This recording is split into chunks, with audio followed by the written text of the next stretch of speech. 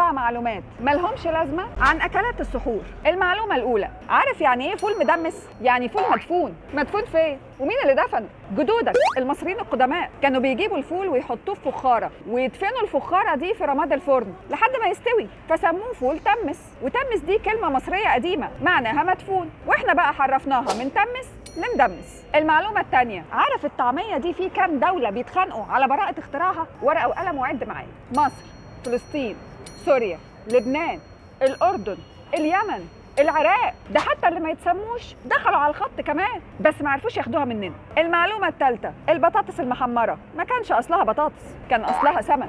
بيقول لك ان كان في قريه صغيره في بلجيكا بيعتمدوا في اكلهم على السمك اللي بيصطادوه من نهر موجود عندهم، بس في سنه من السنين الدنيا كانت بارده حبتين، فالنهر ده اتجمد، فما بقوش عارفين يصطادوا سمك. يعملوا ايه؟ هيموتوا من الجوع؟ لا طبعا، جابوا بطاطس وقطعوها شرايح وقالوها في الزيت، فبقت على شكل السمك المقلي اللي هم كانوا متعودين ياكلوه، والعالم من ساعتها قفش في البطاطس المحمره. المعلومه الرابعه، الزبادي اول ما عرفوه في اوروبا ما كانوش بيشتروه من السوبر ماركت زينا، كانوا بيشتروه من الصيدليه، كان بيتباع على انه دواء لانه كان متصنف على انه علاج لمشاكل الهضم.